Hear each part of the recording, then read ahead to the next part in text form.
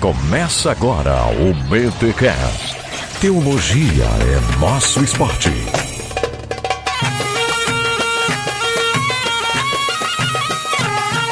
Muito bem. Começa mais um BTcast, o de número 257. E eu sou o Victor Fontana e o Bibo hoje esqueceu as chaves de casa, ou a chave da caverna pra fora da casa, e eu entrei junto com mais um membro do BTcast pra falar sobre Manuscritos do Mar Morto. Ficou legal, cara. Esse negócio saiu muito bem, hein? Show de bola. Eu sou Alexandre Melhoranza e hoje, talvez, algumas doutrinas do Novo Testamento saiam da caverna. Platão aprova. Vamos fazer uma mistura louca aqui, hein? Então hoje vamos conversar um pouco sobre Manuscritos do Mar Morto ou os rolos de Qumran, mas antes disso, os recados paroquiais.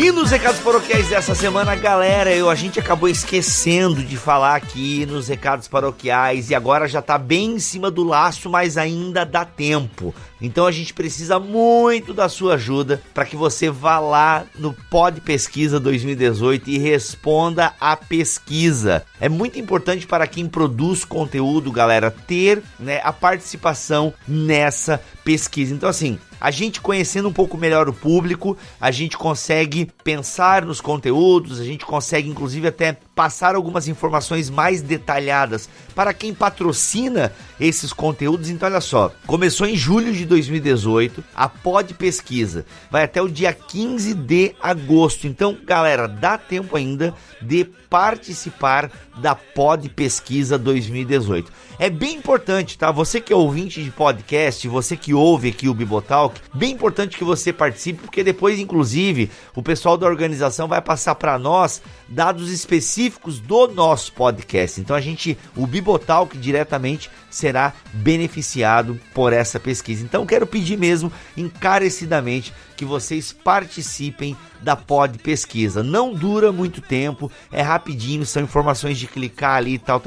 Gente, tira aí 5 minutos do seu dia e nos ajude preenchendo a Pod Pesquisa 2018. Bem importante mesmo, galera, para quem aí produz conteúdo por meio do podcast, tá bom? O link para você preencher a Pod Pesquisa está aqui na descrição deste BTcast. Tá aqui, é só você entrar em bibotalk.com, clicar neste episódio que você está ouvindo e tem o link ali na descrição do episódio. Ou facebook.com/Bibotalk, ou seja, a nossa página no Facebook.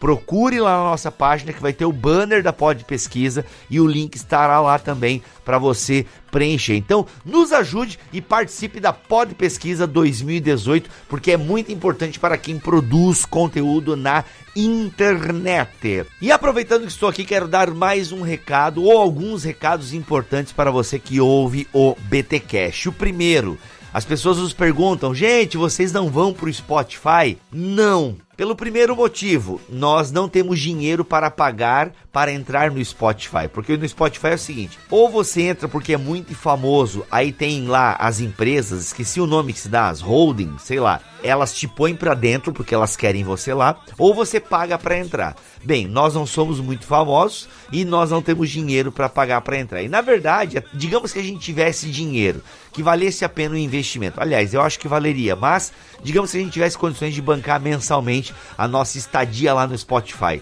O BTcast, gente, utiliza músicas com direitos autorais. A gente sempre pega uns pedacinhos da música e tal. E o Spotify não aceita isso. Então a gente não tem como editar 250 episódios para poder ir para o Spotify. Bibo, não compensa fazer uma atração para o Spotify? Compensar? Talvez compense, mas tem um segundo motivo, ou terceiro, já perdi as contas aqui dos motivos, é que nós estamos criando o nosso próprio app, o app do BTcast, o app do Bibotalk. Então, obviamente que demora um pouquinho na criação desse app. Nós temos o Fábio, que voluntariamente está fazendo este app nas suas horas vagas. Então, talvez esse ano a gente consiga lançar uma versão beta para os mantenedores irem testando. E, se Deus quiser e assim permitir, ano que vem a gente vai ter o app pronto aí para você ouvir todos os episódios do Bibotalk num app e tal. Porque algumas pessoas reclamam: Bibo, eu tô aqui no meu Castbox ou no meu Podcast Addict e não tem todos os episódios do Bibotalk. Gente, a gente teve problema com o feed e a gente ia ter que gastar R$600 para alguém configurar e colocar todos os episódios nesses feeds e tal. A gente não quer gastar essa grana. E a gente nem pode, na verdade. Então, a gente vai o quê? Estamos construindo nosso próprio app e vai ter todos os episódios lá. Inclusive, teremos uma atração exclusiva para o app, o BTcast App. Já gravamos 3 episódios e eu posso dizer para você que, está maravilhoso. Então, aguarde aí, aguarde, beleza? Não vamos para o Spotify, já estamos arrumando o Deezer, ok? Já estamos arrumando o Deezer, a gente não sabe o que aconteceu, que a gente acabou saindo do Deezer, mas aguarde que a gente vai estar arrumando a nossa participação, né? O nosso feed lá no Deezer, e estamos produzindo o nosso próprio app, o app do Bibotalk. Então, aguarde e confie, tá bom, gente? É isso. Vamos então para este episódio que está muito bom e não se esqueça, participe da Pod Pesquisa, isso nos ajuda bastante, tá bom? Abraço, galera!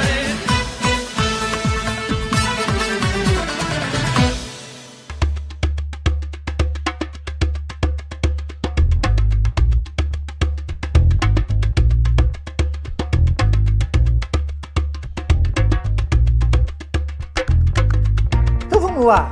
Senhor Alexandre Melhoranza, manuscritos do Mar Morto, rolos de Qumran, como você prefere chamar, por quê? Cara, é o seguinte, em geral, academicamente, o pessoal gosta muito da denominação de Qumran, mas eu não vejo nenhum problema também em falar manuscritos do Mar Morto. É só uma questão geográfica, né? Porque de todo jeito a região de Qumran é uma região que fica do lado do Mar Morto, né? As cavernas de Qumran, né? Então, para quem acompanha um pouquinho de geografia bíblica, nós temos ali o Mar Morto, a região mais baixa da Terra, né? Geograficamente falando. Tem pontos ali, né, Vitor? Se eu não me engano, 300 metros abaixo do nível do mar. Não, acho que é mais ou menos por aí mesmo. E essa região tem muitas cavernas também.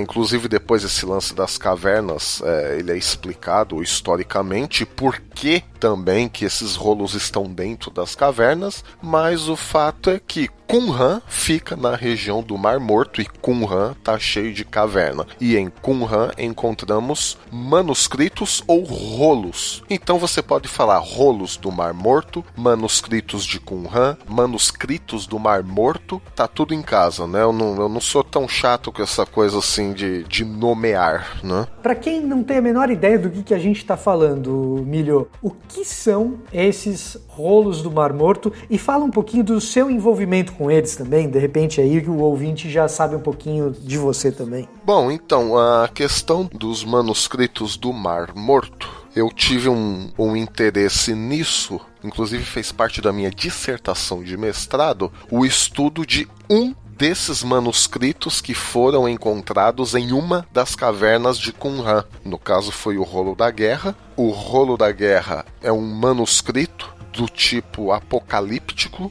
e depois a gente pode desenvolver até um pouco mais o que é apocalíptico, embora já tenhamos falado em outros episódios do BTcast, né? Mas, grosso modo, apocalíptica é aquele gênero literário onde você descreve uma situação de intervenção divina direta, ou por meio de algum enviado dele, de Deus, né, de algum anjo e tudo mais. Isso é seguido de algum tipo de catástrofe terrestre ou cósmica. E esse manuscrito da guerra, ou rolo da guerra, ele tem muita semelhança. O padrão dele de escrita tem bastante semelhança com o Apocalipse de João, exceto que o Rolo da Guerra foi escrito bem antes do Apocalipse de João. E vou lá o meu interesse, né, nesse tipo de literatura, porque o Novo Testamento, A gente já cansou de falar isso aqui, mas sem querer ser herético, né? E sem querer tirar a inspiração divina, porque eu creio na inspiração divina de toda a Bíblia, inclusive do Novo Testamento, mas nós não podemos negar a influência literária e histórica dos escritores do Novo Testamento. Da onde eles tiraram certas expressões que aparecem no Novo Testamento? Da onde vieram certos desenvolvimentos teológicos que nós não temos no Antigo Testamento, por exemplo? Então nós encontramos uma grande parte desse desenvolvimento teológico e até a origem de algumas expressões em alguns dos rolos do Mar Morto. Daí o meu interesse. Então, lá nos rolos do Mar Morto tem vários tipos de documento. Um dos documentos é esse com o qual você trabalhou. E esse documento específico tem um gênero literário que se assemelha ao gênero do Apocalipse de João que nós temos na Bíblia. Agora, o que são esses manuscritos do Mar Morto? O que são esses rolos do Mar Morto que tanta gente fala? Eu acho que, pelo menos a minha experiência, Emílio, eu não sei se foi a sua, mas a minha experiência de igreja é de muita gente falar sobre os tais manuscritos do Mar Morto sem ter muita noção do que eles de fato se tratam, né? Falam na base do chute, ou porque ouviram alguém falar sobre isso, mas não sabem direito o que eles são. Eu diria que não sabem muito bem quase nada a respeito deles, até falam a respeito deles coisas que eles de fato não são, né? Pelo menos a minha experiência foi essa. Eu tive uma quebra aí de expectativa quando eu fui lidar com os manuscritos do Mar Morto mais dentro da academia.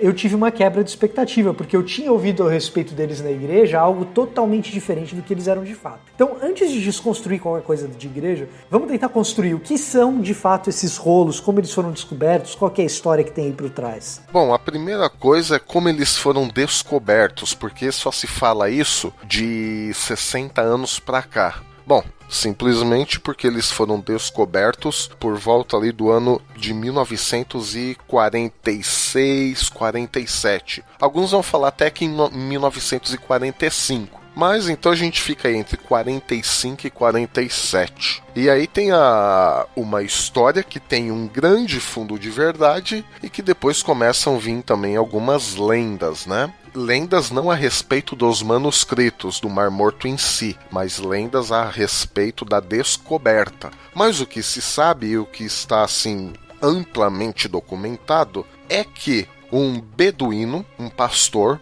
de cabras, estava levando as cabras para pastar, para passear, né, num determinado dia entre estes anos que a gente citou. De repente, uma das cabras se afastou do rebanho e ele ouviu o... Como é que a gente fala o barulho da cabra? É balido, mugido? Mugida de vaca, né? Mugida de vaca, né? Eu acho que a cabra bale, né? Balido, o balido da cabra em uma das cavernas. E o que ele fez? Para chamar a cabra de novo, ele pegou uma pedra, é uma região desértica, né? O que não falta é pedra, e jogou dentro de uma das cavernas que ele estava vendo ali. Só que aí, quando ele atirou a pedra, ele ouviu alguma coisa se quebrando lá dentro. Um estalo de um jarro se quebrando. Ele entrou para ver e viu ali o vaso quebrado com rolos dentro, né, com pergaminhos. Então imagina, né, são grandes vasos de barro com vários pergaminhos dentro. E aí ele pegou isso, né, e deu uma olhada, para ele não tinha nenhum tipo de valor, e depois ele saiu à procura disso para vender no mercado negro. Talvez isso valha algum dinheiro, né? Isso lá na década de 40 do século passado, 1940 e pouco. Exatamente. E aí, para encurtar a história, porque aí entra a parte das lendas, né? Um dos especialistas, né, chegou na mão de um dos especialista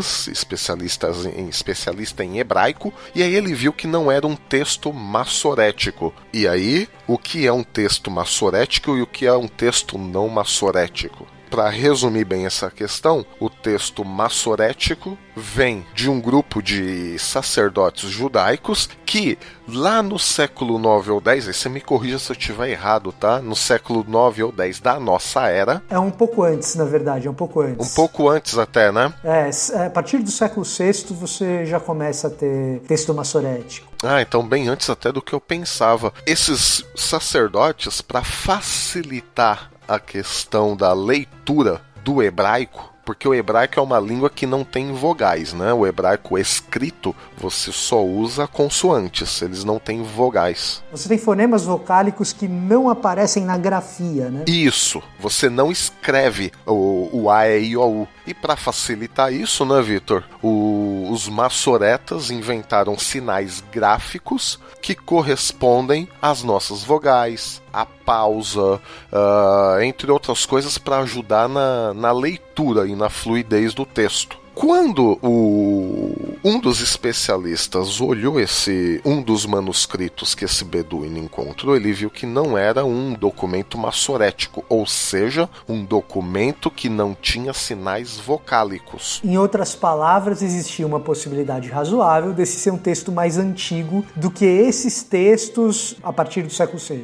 Exatamente, ou seja, isso interessa muito à crítica textual, estudos literários bíblicos e uma infinidade de outras coisas, né? História, enfim. Ou seja, um conjunto de manuscritos que o pastor ali, aquele beduíno, não tinha muita ideia do valor e queria vender, em momentos quando um especialista bate o olho, passa a valer muito mais dinheiro, porque passa a ser um documento que ainda não se sabia que documento era aquele, ou que conjunto de documentos era aquele, mas era um conjunto de documentos que parece ganhar um valor inestimável, digno de fazer qualquer um bilionário por ter um documento único em mãos. Rapaz, isso é considerado até uma das grandes descobertas arqueológicas do século XX, né? Uma das, entre outras, mas foi uma descoberta... Que não foi feita num sítio arqueológico. Exatamente, foi descoberto por acaso, né? E aí começaram a fazer vários testes, né? E vários testes, assim, em termos do material do pergaminho, o estilo de escrita, porque tudo bem, você tem, por exemplo, a letra, o que corresponde à nossa letra, vamos dar um exemplo aqui, a nossa letra L, que é o Lamed em hebraico. Você tem o estilo de escrita, se eles fazem a letra Lamed um pouco mais reta, é do tipo A. Eu não vou nomear aqui todos os nomes, que eu acho isso muito, muito técnico. Mas são estudos de caligrafia para ver com o que parece, né? Parece mais um documento dessa época ou daquela outra. Exatamente. Parece mais um documento dessa região ou daquela outra, porque nessa região aqui o cara escrevia de um jeito, naquela região ele escreve de uma outra maneira, e as datas também, aí você vai chegando próximo de uma datação coerente, né? Exatamente, aí só para exemplificar isso, se a letra hebraica é um pouco mais inclinada à esquerda, você admite que é um tipo A de escrita hebraica que era proveniente do norte de não sei aonde. Se é um estilo de escrita que ele tenta manter a linha perpendicular, né, como se o L, o nosso L mesmo, né, tivesse bem perpendicular à linha do caderno, não, esse é um tipo de escrita B. O tipo de escrita B geralmente começou entre os anos tal e tal. Então, isso só para fazer referência ao estudo do tipo da caligrafia. Teve estudo do tipo do material. Do papel, da tinta. Do papel, da tinta, exatamente. Você sabe que um dos documentos super polêmicos recentemente, não sei se você chegou a ficar sabendo, Milho, mas um dos documentos super polêmicos recentemente que apareceu tinha um conflito. Não é do Mar Morto esse documento que eu tô falando, mas quem acompanhou a história do Evangelho da Mulher de Jesus, que é datado aí do 7º século mais ou menos, sabe do que eu vou falar. Que tinha um conflito, o documento foi escrito em copta, e o pessoal que mexe com os testes químicos do papel, da tinta, etc., todo mundo datou esse documento do século VII. O pessoal especialista em caligrafia, gramática, etc., que é um outro grupo de pessoas, pegou o documento e falou, tem alguma coisa muito esquisita aqui, porque não parece século VII. E aí, se você digitar Evangelho da Mulher de Jesus, acho que em português existe alguém contando essa história já, mas a matéria original saiu na revista The Atlantic, que é uma revista normal aqui nos Estados Unidos, é uma revista como sei lá, a Exame, vamos supor. Um jornalista dessa revista descobriu que, na verdade, esse documento documento era uma fraude, foi forjado, e o cara conseguiu papel do século VII e tinta aparentemente do século VII, conseguiu forjar tinta do século VII para enganar o pessoal dos testes químicos, e quem sacou que tinha alguma coisa de errado era o pessoal dos testes da caligrafia, da gramática, mas aí em copta, não em hebraico, né? Copta que era a língua dos documentos egípcios no primeiro século e a partir do primeiro século. Mas para você ver como é importante o trabalho desses diversos especialistas, no caso dos manuscritos de Qumran, do Mar Morto, aí existe muita atestação positiva de que os documentos são genuínos, né? Não existe fraude ali. Não, de forma alguma. Hoje ninguém jamais vai duvidar da autenticidade desses documentos. Isso tá, assim, simplesmente fora de questão. E fazendo estudos do pergaminho, do material, da tinta, caligrafia e tudo mais, chegou-se à conclusão que estas 11 cavernas perto ali do Mar Morto, todos esses manuscritos, porque foram encontrados muitos manuscritos, né? Eles são datados entre 250 a.C. a 60 depois de Cristo. Então, 250 antes de Cristo até 60 depois de Cristo. Isso significa dizer já de cara que não tem nenhum documento do Novo Testamento entre esses manuscritos encontrados ali no Mar Morto, certo? Nenhum, mesmo porque a maioria dos documentos é hebraico e aramaico. Pouquíssima, mas pouquíssima coisa em grego. Ou seja, a gente está falando de documentos do Antigo Testamento e alguns que são fora, como esse com o qual você trabalhou, que não está nem no Antigo Testamento, nem no Novo, mas implica num gênero literário próximo do que a gente vê de Apocalipse. Exatamente. E aí, até para fins de estudo e da nossa compreensão do que são os manuscritos de Qumran, a gente pode fazer a triagem destes documentos, de todos os manuscritos encontrados nessas 11 cavernas de Qumran, em 3 tipos, basicamente em 3 tipos de documentos. O primeiro tipo de documento, que faz aí o total de 1/4 de todos os manuscritos encontrados. Então, suponhamos, se tivéssemos 100 manuscritos encontrados, 25 seriam manuscritos da Bíblia hebraica. Ou seja, do nosso Antigo Testamento. Exatamente. Então, 1/4 de todos os manuscritos encontrados no Mar Morto, nas cavernas do Mar Morto, são do nosso Antigo Testamento, escrito em hebraico não massorético, ou seja, em hebraico não pontuado, ou seja, como se escrevia antes do século VI. Já mais uma prova de que esses documentos são muito antigos. Atenção, ouvinte de podcast, temos um recado muito importante para você. A ABPOD, Associação Brasileira de Podcasters, em parceria inédita com a Rádio CBN, está realizando entre os dias 1º de julho e 15 de agosto a 4ª edição da Pod Pesquisa, que vai atualizar o perfil do público brasileiro de podcasts, além do perfil do produtor de podcast e também dos ouvintes de rádio. Acesse agora podpesquisa.com.br, preencha o questionário e participe dessa importante ação para um crescimento ainda maior do podcast no Brasil. Certo, então, desses documentos todos que acharam nessas cavernas lá no Mar Morto, a gente está dizendo que 25% é de texto bíblico. Os outros 75% é de texto que não está na Bíblia. Isso, de textos não bíblicos, né? E desses textos não bíblicos, nós podemos dividir em 2 partes. Então nós temos manuscritos não bíblicos. Uma parte desses manuscritos não bíblicos são documentos que regulam o funcionamento de uma comunidade. E aí eu explico. Hoje nas nossas igrejas nós temos o que a gente chama basicamente aí salvo diferença de nomes entre cada uma das denominações, mas tem o que a gente chama de estatuto da igreja, temos também o regulamento interior, entre outras coisas. princípio regulador do culto, um exemplo, né? Certo, para quem é presbiteriano. Exatamente. Então são documentos que regem, são documentos que regulam a nossa vida comunitária. Como a Didaquê regulava os cristãos a partir aí do primeiro século? Exatamente. Então você tem uma comunidade ali naquela região do Mar Morto que tem uma espécie de regra comunitária, e aí você tem um monte de documentos que definem essa regra comunitária. Então, essa é a grande questão. E aí você colocou de um jeito bastante interessante. Nós temos, então, uma comunidade naquela região e essa comunidade tem certas regras, né? Aí eu diria que é o passo 2 aqui da nossa descoberta, porque antes de vermos se tem ou não uma comunidade, por incrível que pareça, isso é discutido até hoje. E aí a gente vai entender por quê.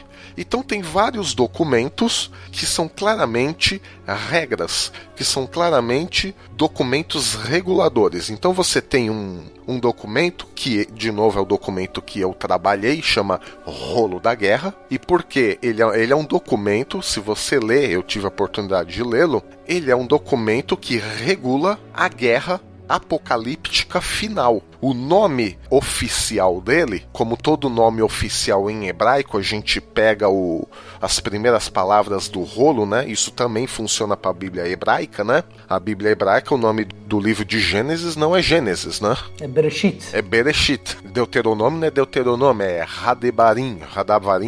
As palavras, essas são as palavras, e por aí vai. Então, o nome do rolo da guerra, na verdade, é Regra dos Filhos da Luz contra os Filhos das Trevas. Que é o nome, inclusive, que muitas vezes isso aparece na academia, né? Exatamente, é um nome acadêmico isso. Quando você vai se deparar com literatura técnica, né? E você encontra esses nomes todos em livros e tal, é muito comum os caras tratarem os nomes de cada um desses rolos por esse título oficial do livro, digamos assim. Exatamente. E nesse rolo, neste manuscrito, você tem as regras da guerra, que também é um outro nome pelo qual esse manuscrito é conhecido, regras da guerra. Mas que guerra? A guerra dos que foram predestinados por Deus. E quem são os predestinados por Deus? São os que fazem parte de uma determinada comunidade contra os seus inimigos. Quem são os inimigos? Aqueles que estão fora da comunidade. E este rolo, ele vai dar regras específicas, mas a tal ponto específica que você tem trechos inteiros assim. Num primeiro momento, o sacerdote tocará a trombeta. Percebe? Onde a gente vê tocar a trombeta, ouvir a trombeta. Percebe? Neste momento, os filhos da luz estarão no campo de batalha. Após isso, os filhos das trevas virão contra os filhos da luz. E Deus mandará o seu anjo, o seu mensageiro, destruir os filhos das trevas. E aí tem várias regras desse nível, né?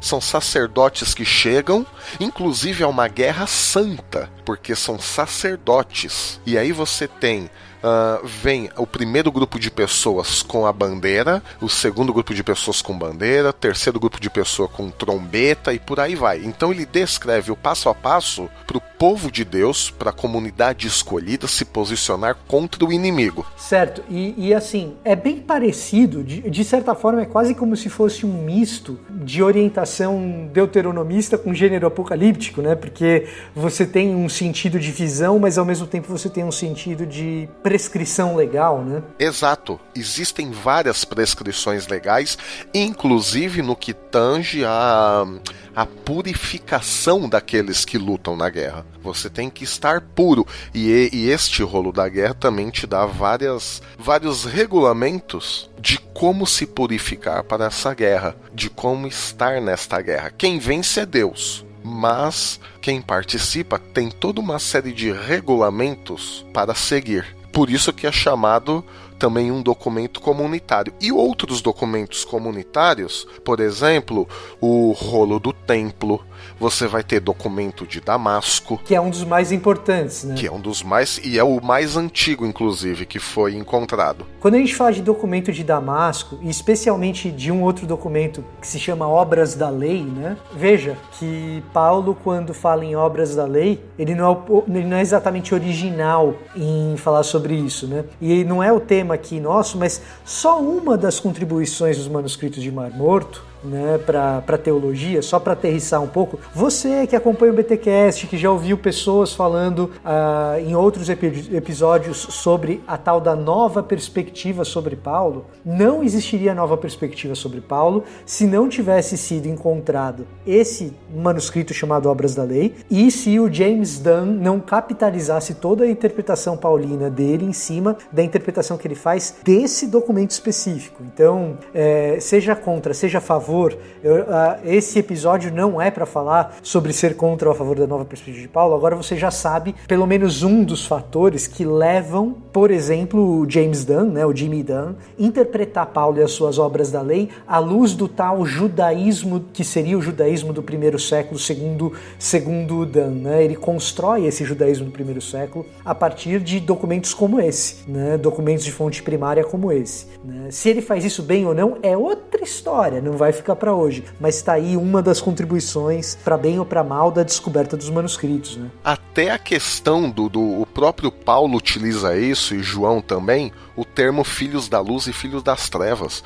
Nós não encontramos esse termo no Antigo Testamento, e de repente eles estão lá no Novo Testamento. Da onde que eles vieram? Tá aí, do rolo da guerra. Agora, eu queria voltar um pouquinho, porque assim, quando a gente pega a história da descoberta desses manuscritos, aí depois da descoberta e da análise, vem uma segunda fase, que é a fase da tradução. Nessa fase da tradução, a gente tem pessoas, por exemplo, notável, o Geza Vermes, por exemplo, que é um dos caras que ajuda a traduzir e tal, e eles vêm com uma teoria praticamente que no começo bastante consensual, que existia uma comunidade ali, e uma boa parte das pessoas identifica essa comunidade como a comunidade dos essênios. Aos poucos isso vai virando uma teoria completamente difusa. Tem gente que defende que não é uma comunidade, tem gente que defende que é uma comunidade, mas não são os essênios. Como que tá isso hoje? É uma comunidade, não é? Então, hoje, até o momento que eu fiz a minha dissertação de mestrado, o consenso já não teria nenhum problema. Eu, por exemplo, não tive nenhum problema em afirmar que esta comunidade eram os essênios. Porque hoje a maior parte dos especialistas que estudam isso já há anos, eles dizem que não tem como negar que são os essênios. Você tem Filo que fala dos essênios, você tem Joséfo que fala dos essênios, você tem outros documentos que falam de judeus que se retiraram, mas como é que os essênios surgem, né? Da onde surgem?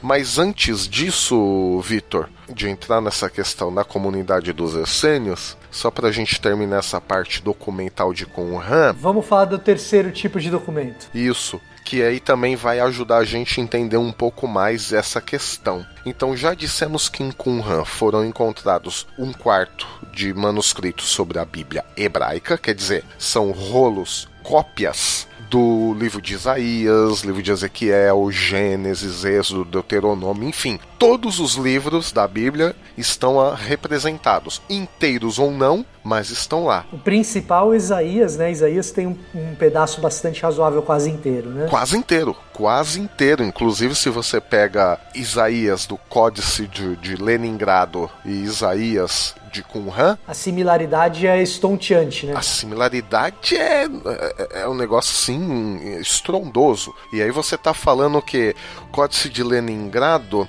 ele é do ano 900 ou ano 1000? Ah, é por ali, eu não vou saber te dizer. Da nossa era. Mas é já muito posterior. Então percebam, vamos colocar aqui, vai, ano 1000 para arredondar, ano 1000 da nossa era, Códice de Leningrado. Ou seja, os maçoretas recopiaram ali a Bíblia com os sinais, com os pontos vocálicos e tudo mais, ano 1000 da nossa era. Eles compararam este documento, Códice de Leningrado, que até então é o o manuscrito mais antigo da Bíblia hebraica que nós temos, e compararam com o rolo de Isaías encontrado em Qumran, cuja data vai de 250 a.C. a 60 depois de Cristo. No caso do rolo de Isaías, ele é realmente antes de Cristo. Então, quando você compara um com o outro, a similaridade, a gente pode dizer que é praticamente, só não é idêntico porque não tem sinal massorético. E a gente está falando então, Vitor, de uma diferença aí de 1.200 anos, porque você volta 1000 anos zero, mais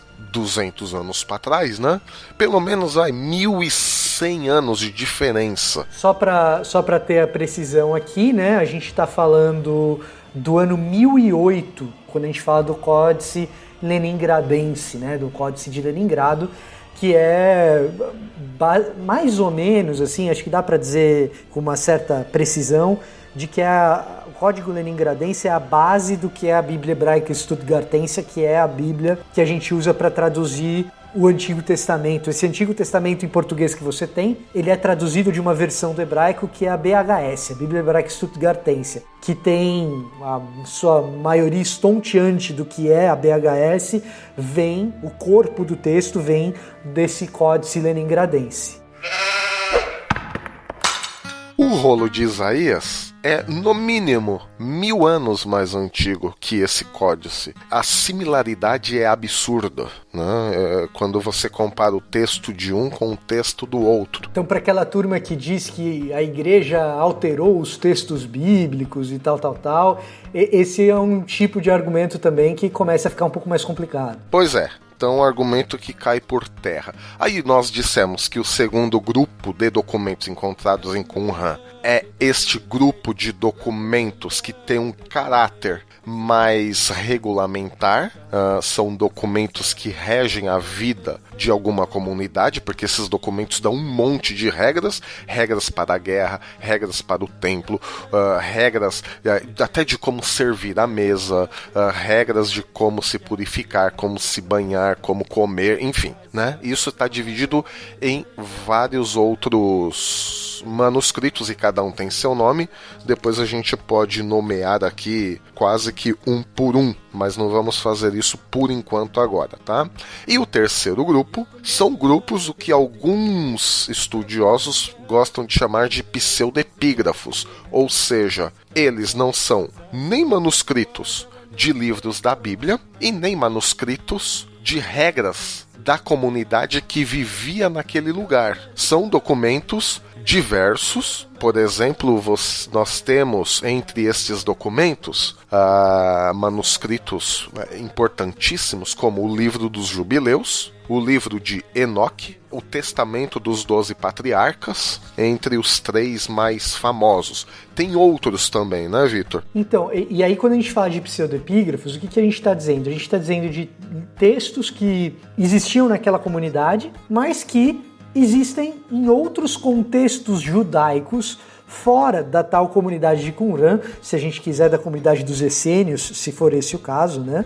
Mas a gente tem, então, texto bíblico, tá lá, regras específicas da comunidade. Que foram produzidas pela comunidade. Produzidas pela comunidade, exatamente. Produzidas pela própria comunidade para se autorreger. E tem outros documentos ali que são comuns, né, à realidade judaica do Segundo Templo, que não são exclusivos da comunidade, que tem autoria que a gente não sabe traçar exatamente de onde, mas que não guardam exclusividade com a comunidade dos essênios. Isso, já são documentos um pouco mais antigos, porque a comunidade essênia, ela hoje estabelece-se uma data aí por volta do ano 100. Alguns dizem que antes do ano 100 não é possível que existisse uma comunidade essênia. Ano 100 antes de Cristo. Antes de Cristo. Isso, perdão. Ano 100 antes de Cristo. Então, assim, esses pseudepígrafos, eles não foram escritos nem pelos autores bíblicos, como os manuscritos bíblicos, né? E não foram escritos nem pela comunidade que vivia ali em Qumran, que nós vamos já deixar aqui bem bem estabelecido, que são os essênios, né? Hoje é pouquíssimo discutido isso, né? São os essênios, grandes chances de serem os essênios, né? Então, por exemplo, o livro de Enoque não foi produzido nem pelos essênios e nem pelos autores bíblicos. São manuscritos que existiam, claro, depois da consolidação do Antigo Testamento, né? Mas que foram escritos em períodos diversos aí entre o Antigo Testamento e o Novo. Por exemplo, o livro de Enoque, alguns datam ele do ano 300 a.C., ou seja, é um documento já da época helênica, ou seja... É bem anterior à comunidade, né? Bem anterior à comunidade e de uma Palestina dominada ainda pelos gregos. Pelos macedônios, né? Pela expansão dos Seleucidas ali, descendentes de Alexandre o Grande. Isso. Enquanto que a literatura, uma boa parte da literatura de Qumran, ela é produzida já nessa transição grega-romana. Agora, Enoque, o livro dos Jubileus, nós estamos falando ainda de uma Palestina helenizada, de uma Palestina total e completamente grega.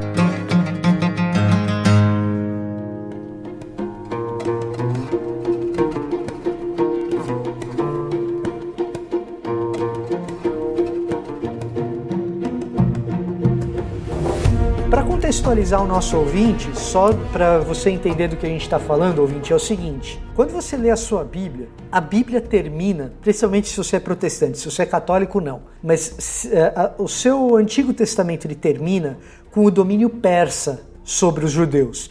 Então o que acontece? Você lembra que o Reino do Sul ele demora mais para ser conquistado, ele é conquistado pelos babilônicos, o pessoal vai para o cativeiro na Babilônia. Aí os babilônicos, eles perdem o domínio e são conquistados pelos persas. Os persas permitem que o pessoal volte, que os judeus voltem para a região da Palestina. Eles estavam no cativeiro na Babilônia, na Mesopotâmia, certo? Os persas dominam aquela região e permitem que os judeus, ou que a elite judaica que estava no cativeiro, melhor dizendo, retorne ali para Jerusalém. E aí você tem os relatos de Esdras e Neemias da construção do templo e dos muros do templo. O que acontece? Nesse período, os persas eles continuam dominando aquela região, cobrando impostos. Tem o esquema dos sátrapas, né? Os olhos e ouvidos dos reis persas, né? Que permitem uma certa liberdade para o pessoal. Para os judeus, quando eu falo pessoal, é para os judeus ali, naquela região de Jerusalém da Judéia. E aí o que acontece? Você começa a ter embates entre os persas e os gregos. Para quem assistiu o filme 300, o filme 300 é um desses embates entre os gregos e os persas. Em algum momento, Alexandre acaba vindo da Macedônia, dominando toda a região da Grécia, adquirindo a cultura grega para si, tomando para si a cultura grega, e domina também a região da Palestina, derrota os gregos, derrota os persas, a cultura grega se expande, e dentro dessa cultura de expansão da cultura grega, por meio de Alexandre, nós temos a helenização do mundo conhecido. Esse esquema da helenização do mundo conhecido, ele é levado adiante pelos descendentes de Alexandre. Na região do Egito, pelos descendentes que são os Ptolomeus, e na região da Palestina, os Seleucidas. E aí o que acontece? Nesse período, nesse projeto de culturalização grega do mundo, você tem judeus que são resistentes a isso, e você tem judeus que capitulam a isso. Então você tem judeus mais helenizados e menos helenizados. E começa a surgir uma difusão de culturas judaicas. Por isso que nesse período, que a Bíblia o Antigo Testamento meio que termina na parte persa, e a gente não vê muito do que acontece desse judeu helenizado na Bíblia, exceto quem pega uma Bíblia católica e lê 1º e 2º Macabeus, você vê que os acadêmicos começam a dizer que não existe mais um judaísmo, mas existem judaísmos. Exato, porque tem gente a favor da helenização e tem gente contra. E mesmo os contra existem contra a helenização, mas que prefere permanecer em Jerusalém, geograficamente ali na mesma localização, né? Como, por exemplo, os fariseus. Os fariseus, eles surgem, né, Vitor? Justamente desse desejo de preservar a lei de Moisés a todo custo, embora tenha essa coisa da helenização, mudar os costumes e tudo mais. Então eles surgem até com uma boa intenção. Não, vamos guardar isso aqui, mas não vamos sair daqui, aqui é nosso lugar, né? Ao contrário, por exemplo, aí você me corrija se eu estiver errado, dos saduceus que fazem o jogo da galera, né? Quem é que tá ganhando? Bom, são os helênicos, vamos ficar com esses caras. Quando a gente fala dos saduceus, é isso mesmo, é a formação principalmente da elite de Jerusalém, né? Da elite da Judéia, então da região sul da Palestina, né? Que faz esse jogo, e tem um pessoal que faz mais o jogo ainda, que são os herodianos, mas aí é assunto para outro podcast, falar só sobre Herodes. Aí é outro podcast. E aí tem esse outro grupo que é totalmente diferente de tudo isso, que é o grupo dos essênios, né? Então, que são os caras contra, mas é o contra radical, tipo, não, a gente não pode nem ficar aqui. O que esse grupo pensa? Caramba, meu, tá todo mundo vendido. Mas isso aí a gente já tá falando, cara, do ano 120 para o ano 0 para frente, exatamente.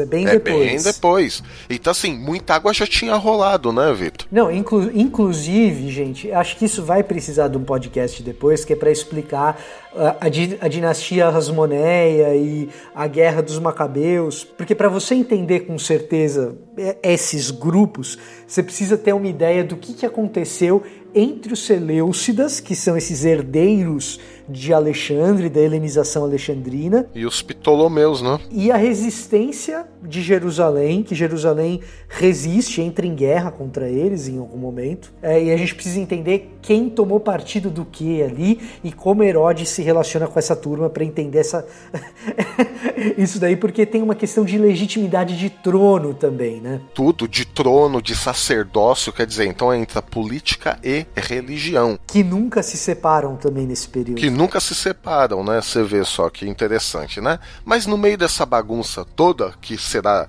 esperamos que seja desvendada em algum BTcast futuro, os essênios, eles pensam o seguinte: tá todo mundo corrompido, saduceus estão corrompidos, os fariseus estão corrompidos, os herodianos então já estão... Esses nasceram corrompidos, né? Esses já nasceram corrompidos. Vamos fazer o seguinte: nós somos o único grupo escolhido, mais do que escolhido, nós somos o grupo predestinado por Deus. E aí que entra o conceito de apocalíptica, retomando o que a gente já viu em outros BTcasts, né? O mundo atinge um distanciamento tal da lei de Deus, e para os essênios, o mundo estava completamente corrompido, completamente longe do padrão deuteronômico. Ele é uma comunidade da lei, né? Os essênios. Então o que eles fazem? Não, Deus vai destruir tudo isso aqui. Então vamos fazer o seguinte: vamos reunir aqueles que não se deixaram contaminar, vamos reunir os que estão purificados, vamos para o deserto, vamos nos isolar desse mundo, esperando que Deus intervenha diretamente. Como é que eles fazem isso? Eles copiam a Bíblia toda, porque a Bíblia toda é a lei de Deus. Eles pegam manuscritos de Enoque, Jubileus e tudo mais, porque em Enoque, Jubileus, essa literatura, que não é nem a literatura bíblica e nem a produzida diretamente pelos essênios, é uma literatura altamente apocalíptica também. Por quê? Por causa da influência grega. A influência grega tinha dualismo, tinha ambientes cósmicos e tudo mais, né? Que também veio dos persas, mas isso é uma outra história também. Aí eles misturam, né? Eles pegam elementos do livro de Jubileus, como calendário, ao invés do lunar, o calendário solar de 364 dias. Eles pegam elementos de Enoque, de intervenção divina, mensageiro e tudo mais, pegam a própria Bíblia hebraica e criam os seus próprios documentos. O rolo da guerra, o rolo do templo, o documento de Damasco, os comentários exegéticos, principalmente do livro de Oséias, do livro de Abacuque, o livro de Salmos. essa comunidade fez também comentários dos livros. Hoje a gente não tem nossos comentários, comentário Vida Nova, comentário da cultura cristã, comentário isso, comentário aquilo. Esse grupo de Qumran, entre esses documentos sectários, eles fizeram a interpretação deles dos profetas. Então a gente pode ler a maneira como eles interpretavam as palavras do profeta Abacuque. E assim, para eles, o sacerdócio de Jerusalém estava completamente corrompido, a sociedade estava corrompida e assim, não tinha outro jeito. Eles falavam entre eles, gente, Deus vai intervir, Deus vai destruir tudo isso aqui, então como é que Deus quer que nós vivamos? E aí eles começam a criar várias regras para esta comunidade. Para o nosso ouvinte entender do ponto de vista prático para que isso serve, descobrir essas coisas todas, o que o estudioso, especialmente o estudioso do Novo Testamento, vai acabar fazendo? Ele vai pegar esses documentos, essa maneira como o pessoal da comunidade de Qumran, como os essênios interpretavam o Antigo, e vai fazer comparações. Será que eu encontro interpretações similares entre os autores do Novo Testamento? Ou será que eu encontro contraposições, de repente uma espécie de contramedida? Por outro lado, a gente também vai encontrar, vamos falar por exemplo aqui da questão da literatura apocalíptica. Quando você descobre que Apocalipse não é apenas um livro de João, mas todo um gênero literário, como que uma determinada imagem que João usa, essa mesma imagem aparece em outros momentos na literatura? Será que nessa literatura extra-bíblica, nessa literatura pseudoepigráfica, ou na regra comunitária de Qumran, essas imagens aparecem também e nos dão uma dica do que aquilo está querendo dizer, a que aquela imagem se refere. Então, esses documentos, preservados da maneira como foram, porque o que acontece é o seguinte, alguns desses documentos nós já tínhamos acesso, mas só pequenos fragmentos, pequenos pedaços. Agora, preservados da maneira como foram nos rolos de Qumran, dentro daqueles vasos que o tal do beduíno encontrou, eles dão toda uma gama para a gente tentar reconstruir o ambiente político, religioso, teológico, em que o Novo Testamento acabou sendo escrito, e nos dá paralelos para entender o Novo Testamento que antes a gente não tinha. Então começa a existir uma profusão acadêmica a respeito de interpretação bíblica do Novo Testamento, porque você tem uma série de documentos novos com os quais você tem que interagir. E isso vai acontecendo ao longo do século XX, porque, como o Milho disse, os manuscritos foram descobertos na década de 40, mas a tradução e organização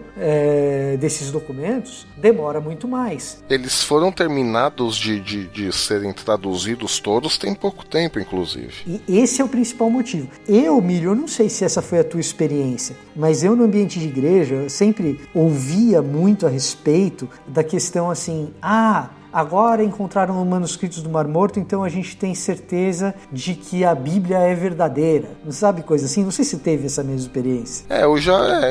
Eu ouvia falar disso, né? Que bom, agora temos certeza que é verdadeira. Quando, na verdade, isso diz respeito bastante à questão do livro lá de Isaías, mas muito mais do que isso, a contribuição dos manuscritos do Mar Morto é para a interpretação do Novo Testamento, né? Sim, isso ajuda a questão da interpretação. Como a gente já disse no começo, várias expressões, o próprio gênero literário apocalíptico, João não inventa este gênero literário. Tudo bem, ele tem a visão e tudo mais, só que para escrever isso, ele também tem a parte humana da coisa. É isso que a gente está discutindo aqui. Qual é a parte humana da coisa?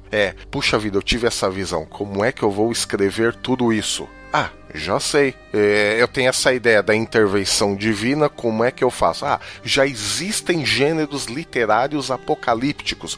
Lógico que João não pensou, já existem gêneros literários apocalípticos, mas já existem outros gêneros literários que contam também de uma intervenção divina. Como é que eu vou dispor dessas visões para que as pessoas entendam? Então ele se baseia no rolo da guerra, mesmo porque tem expressões que são iguais, a questão de trombeta, os materiais usados, até a cadência desta guerra, essa intervenção direta de Deus, isso já existe, literariamente falando. Paulo Paulo também usa expressões que a gente só encontra nos manuscritos do Mar Morto. A linguagem apocalíptica para João e para Paulo, em outras palavras, ela não é tão esquisita quanto é para mim e para você. Isso, exatamente. Porque para eles tem um monte de livros assim, no meio dos quais eles foram criados, e os recipientes, né, os primeiros ouvintes, os primeiros leitores de Paulo e de João, muitos deles também tinham acesso a esses documentos. Então, para eles aquela linguagem não era tão estranha quanto é pra gente, né? Exatamente. O D.K. Beale, né, que é um autor reformado, né, no comentário dele de Apocalipse, ele fala que a interpretação do gênero apocalíptico passa pela visão em si, mas também pela maneira como aquele que tem a visão é capaz de expressá-la. E dentro dessa capacidade de expressão daquele que tem a visão, no caso João, o tipo de recurso linguístico que ele vai utilizar são os recursos com os quais ele tem hábito, né, que ele está habituado. Entre eles, essa questão da linguagem apocalíptica. Milho, uma outra coisa, a gente tá falando de comunidade dos essênios, mas a gente não falou bem do que são esses caras. A gente sabe que eles são uma comunidade isolada, uma comunidade que se retira por discordar politicamente, religiosamente, tem uma questão de rivalidade com o templo e com o trono, certo? É isso? Não, sim, porque assim, na visão deles, a política e a religião, uma que isso não se separava, né? Porque para esse grupo, Deus que governa, né? É uma teocracia, né? Então a religião é política e a política é religião. Então a gente está falando de uma rivalidade ali com Anás e Caifás, falando do período mais Jesus, né? Aqui na ponta do sumo sacerdócio e na ponta... Aliás, ter 2 sumos sacerdotes já é uma coisa bizarra, né? Não, e na época ainda tem mãe matando o filho pra ficar com o trono, o irmão matando o irmão, né? Esse ano, entre o ano 100 e o ano 50 antes de Cristo, foi um negócio muito conturbado, né? Porque você tem sumo sacerdote que faz acordo político com algum romano para ter esse poder religioso político, e é nesse momento que esse grupo dos essênios, eles se afastam completamente, né? Porque eles não admitem que seja desta forma, né? Porque você tem toda uma questão, até lá do Antigo Testamento, dos sacerdotes descendentes de Arão ou descendentes de Zadok. Isso dava até um outro BTcast, né? Então tem toda essa questão, porque um dos sumos sacerdotes, eu não vou entrar muito em detalhes, senão a gente foge até do assunto Qumran para entrar no assunto até Guerra dos Macabeus. Exato, que é fundamental para entender todo esse negócio. Exatamente. Mas na visão dos essênios, o sumo sacerdote jamais deveria ser o rei. E tem alguém lá que entra como rei e sumo sacerdote. Isso foi meio que a gota d'água, né? Esses caras se isolam completamente e daí eles começam a viver em comunidade e produzir a sua própria literatura, né? É um retiramento que se assemelha ao que aqui no Brasil não, porque nem eu nem você estamos no Brasil, mas no nosso Brasil a gente viu em Canudos, né? Você tem uma retirada messiânica, apocalíptica, aguardando uma resolução final, porque a situação geral é uma situação terrível, né? Para o ouvinte ter uma ideia de uma das coisas do que o Milho está falando, conforme o tempo vai avançando, esses conflitos políticos e essas manipulações, conspirações, elas não acabam. E elas geram Herodes, que é um rei absolutamente paranoico com essas coisas, a ponto de mandar matar a própria esposa e anos depois mandar matar seus 2 filhos, que aparentemente de fato estavam conspirando contra o trono para pegar o lugar dele. Pois é. Mas para ter-se uma ideia do que é esse período entre o ano 150 e o ano 0, é um período bastante conturbado politicamente, e aí você tem essa comunidade. Agora, por que essa comunidade guarda esses textos e guarda do jeito que guarda? Por que esses textos ficaram preservados e outros não? Porque é de se imaginar que outras comunidades também poderiam guardar os seus textos. De tudo que a gente tem de texto grande preservado, o que ficou foram esses manuscritos de Qumran. Por algum motivo, essa comunidade tinha um determinado apreço por esses documentos para que, enfim, se preservasse, né? Então, ao meu ver, isso também é discutido, né? Ao meu ver, era a questão, eles eram, na verdade, uma comunidade apocalíptica. Eles se criam, eles acreditavam que eles eram os últimos escolhidos de Deus antes da destruição final. Então o que eles fazem? Bom, o negócio, gente, tá tão feio que Deus vai intervir aqui diretamente. Não tem jeito, é o fim do mundo. Então vamos sair daqui. Mas antes a gente precisa organizar a nossa comunidade. Bom, nós somos uma comunidade apocalíptica. Nós cremos que dentro em breve o mundo vai se acabar. Então, quais são os escritos apocalípticos? Ou seja, quais são os escritos que nós conhecemos hoje que fazem menção ou que contam essa história de que Deus vai intervir de uma maneira miraculosa? A gente tem aquele manuscrito de Enoque. Opa, traz pra cá. Não, mas a gente tem também o livro dos Jubileus. E aí, quem assistiu o filme Noé, Vitor, vai entender um pouquinho mais. À primeira vista, a gente olha aquele filme e não entende. Eu então falo assim, puxa vida, né? O diretor aí viajou, distorceu a Bíblia. Não é que distorceu a Bíblia. O diretor simplesmente pegou uma parte de Gênesis, uma parte do livro de Enoque, uma parte do livro dos Jubileus. E no livro dos Jubileus, tanto no livro de Enoque, você tem o que eles chamam de o livro dos vigilantes, né? Que são seres antigos ou demônios caídos, né? Então, aquela coisa toda que a gente viu no filme Noé é exatamente um pouco do que conta o livro de Enoque e o livro dos Jubileus. Então, assim, esses livros, eles contam o fim do mundo a partir do começo do mundo. Olha que interessante. E aí, claro, como eles também eram a comunidade da lei de Deus, eles se criam os únicos que sabiam interpretar a lei, eles tinham que ter a lei com eles, a Bíblia. Então vamos copiar a Bíblia. Por isso que ficou essa mistura de livros pseudepígrafos com os livros bíblicos, né? Entre outras coisas, claro.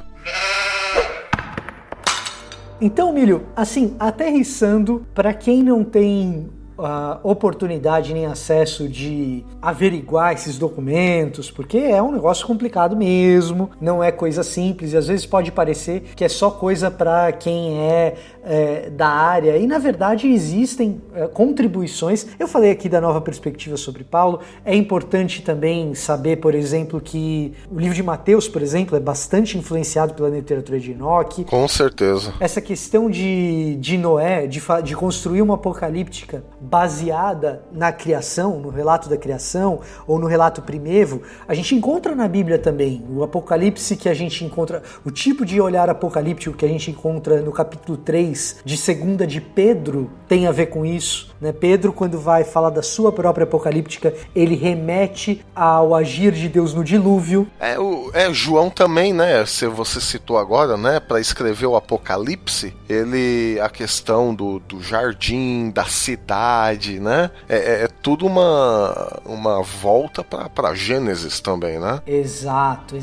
E assim, toda vez que você olhar para um comentário agora e o comentário citar algum texto que é ou dos documentos das regras dos manuscritos de Qumran, ou então da literatura intertestamentária como pseudepígrafo, você já tem um contexto um pouco melhor. Isso aí já é bom também. Eu, Milho, gosto de trazer assim pro púlpito, e pro púlpito a gente não fica levando muito a cozinha, a gente tem que levar o prato pronto. Então eu não fico mostrando muito dessas coisas no púlpito não, para não confundir mais do que... Sim. Né? Mas uma das coisas que eu costumo levar pro púlpito é o seguinte: diante da maldade do mundo, a comunidade de Qumran, né, os essênios, eles se julgaram os eleitos para buscar o isolamento. Ao passo que o Novo Testamento responde a essa circunstância, reconhecendo que o mundo está muito complicado. Jesus chama o templo de fermento de Herodes. Então você percebe que em Jesus também tem esse olhar crítico para o templo e para o trono. Sim, com certeza. Não é exclusividade da comunidade lá dos essênios, Jesus também tem. Só que ele chama eleitos, quer você seja eleito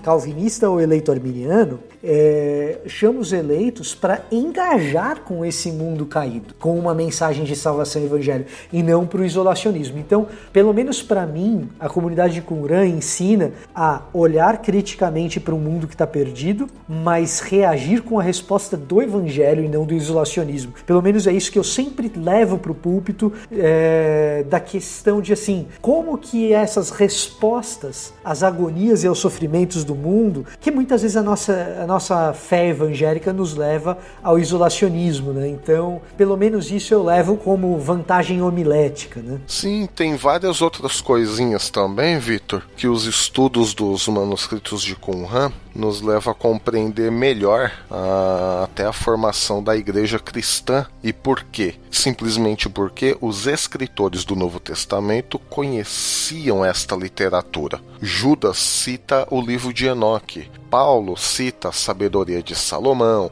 Paulo cita Apocalipse de Moisés, enfim, né? Eu podia fazer um BTcast só de citações. Sem contar as alusões, né? Sem contar as alusões. O mesmo tipo de linguagem sem uma citação direta, né? Exatamente. Agora veja só o seguinte, né? A gente sai do Antigo Testamento, aquela coisa de povo de Israel, nação de Israel, né? Aí a gente vem no Novo Testamento com uma mensagem de uma comunidade que espera o Messias vir. Esta comunidade, que se chama igreja, ela se crê também escolhida por Deus para anunciar a verdade até que o Messias venha e intervenha diretamente nesse mundo. Essa ideia a gente encontra justamente na literatura apocalíptica de Qumran. A comunidade de Qumran também se cria uma comunidade apocalíptica dos últimos tempos. Para Paulo, nós já estamos vivendo os últimos tempos. Para Jesus, nós já estamos vivendo os últimos tempos.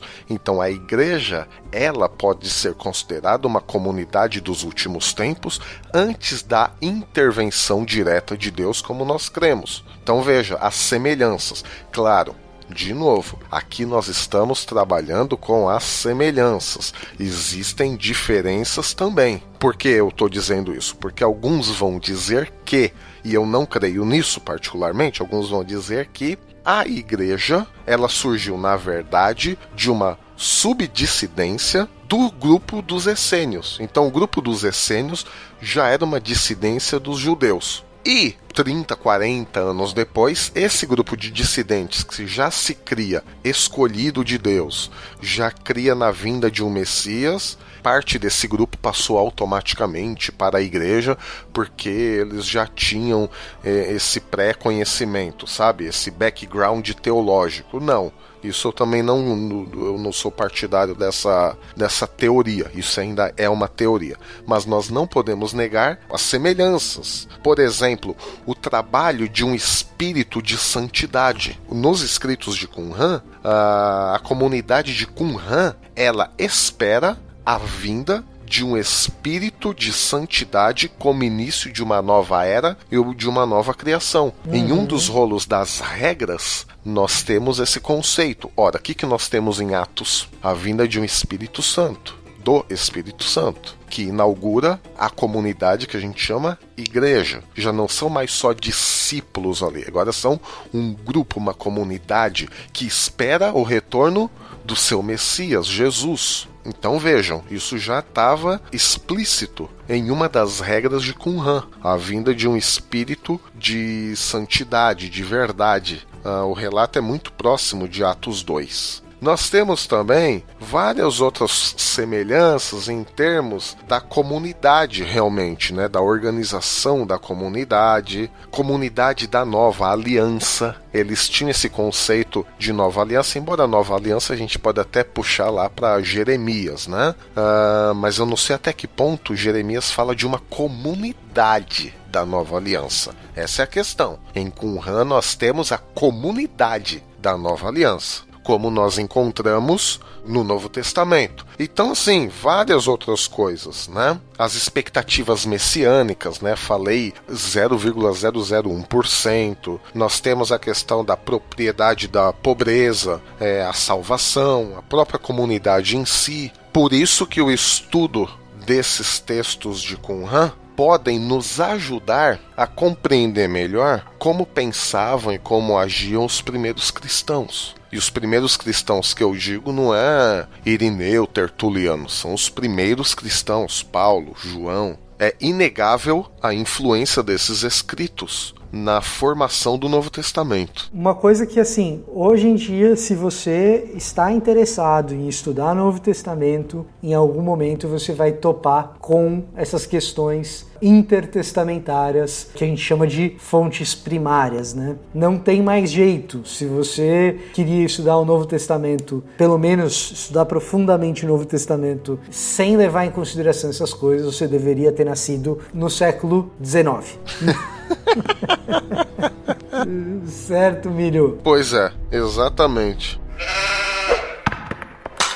Considerações finais. Muito bem. Talvez você que tenha ouvido isso, né, fique se questionando. Puxa vida, mas e a questão da inspiração bíblica?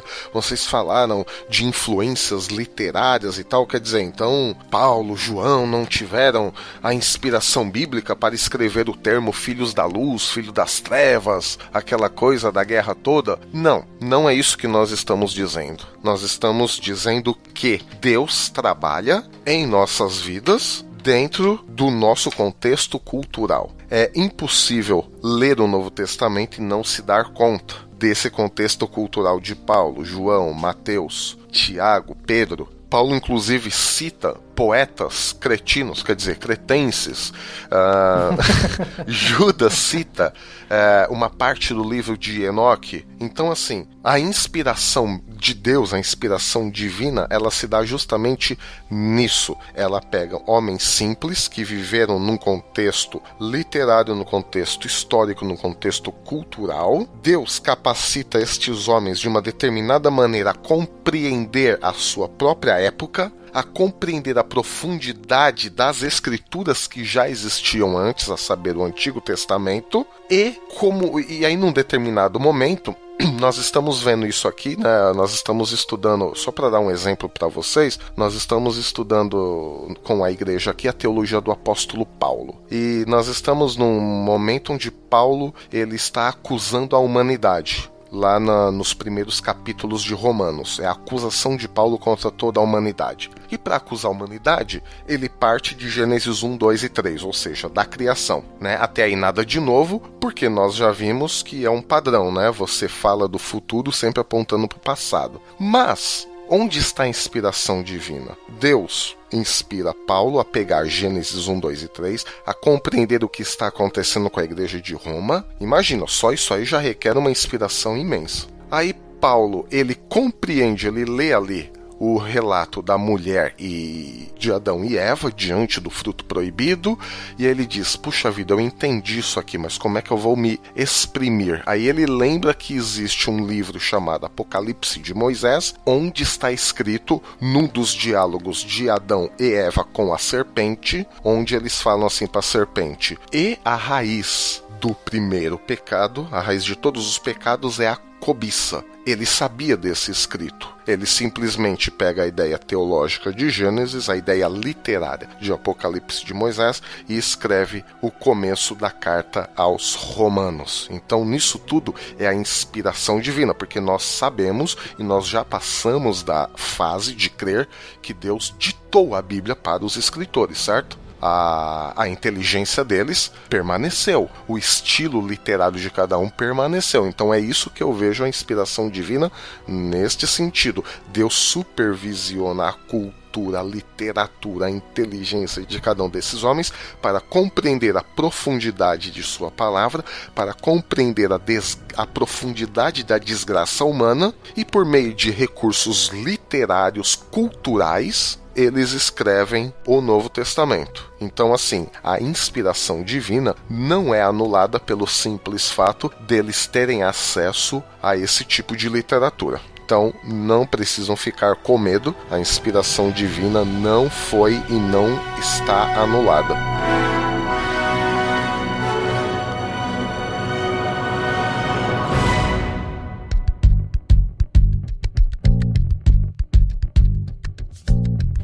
Se você gostou desse episódio, tá curioso sobre a literatura apocalíptica e sobre os manuscritos do Mar Morto, você pode ajudar esse ministério indo no link da Amazon e tem um livro. Olha só, difícil ter livro em português bom sobre esse assunto, bom e atual, porque às vezes literatura desse tipo fica datada rapidinho, né? Então você pega o link da Amazon, não vai custar nem um centavo a mais para você, o link da Amazon aqui do Bibotalk. Você pega o link da Amazon, você vai lá na Amazon e você vai procurar um livro chamado A Imaginação Apocalíptica, uma introdução à literatura apocalíptica judaica do John J. Collins. Sensacional. John Collins foi um dos meus inspiradores para minha primeira parte da dissertação de mestrado. Olha só que coisa maravilhosa a gente ter John Collins em português, né? Coisa que 10 anos atrás a gente jamais imaginaria, né? Então você vai lá na Amazon, tem esse livro, não é um livro fácil, mas se você quer tintim por tintim como a coisa acontece, o capítulo sobre manuscritos do Mar Morto é completinho, tá? O livro tem 480 páginas e assim... Esse foi um dos livros que eu usei, Vitor, para fazer a minha dissertação de mestrado. Olha aí.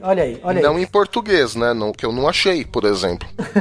Tá vendo só? Hoje, o ouvinte do BTcast pode ir lá no link da Amazon, comprar em português, 2 vezes sem juros, estou olhando aqui, tá? Você vai lá e se você tiver esse interesse, já vou adiantando, não é uma literatura fácil, mas é uma literatura completa, precisa, acadêmica, bem feita, nos mínimos detalhes, tudo que você precisa saber sobre literatura apocalíptica, em especial o que você precisa saber sobre manuscritos do Mar Morto, você vai encontrar ali, tá? John J. Collins, A Imaginação Apocalíptica, uma introdução à literatura apocalíptica judaica, pela editora Paulus, no link da Amazon, tá bom? Então, eu sou Vitor Fontana e eu posso dizer que eu já sei bastante sobre Qumran, mas eu ainda não sei o suficiente. Já e ainda não.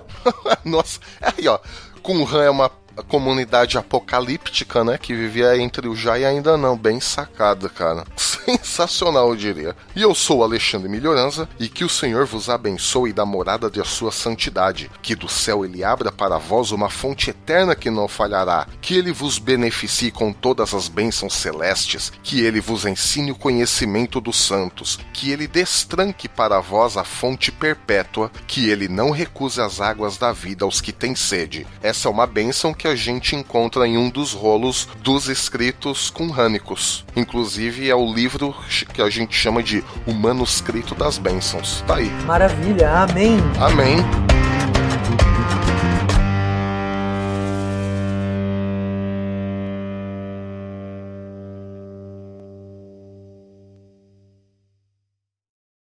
Este podcast foi editado por Mac Bibotalk Produções.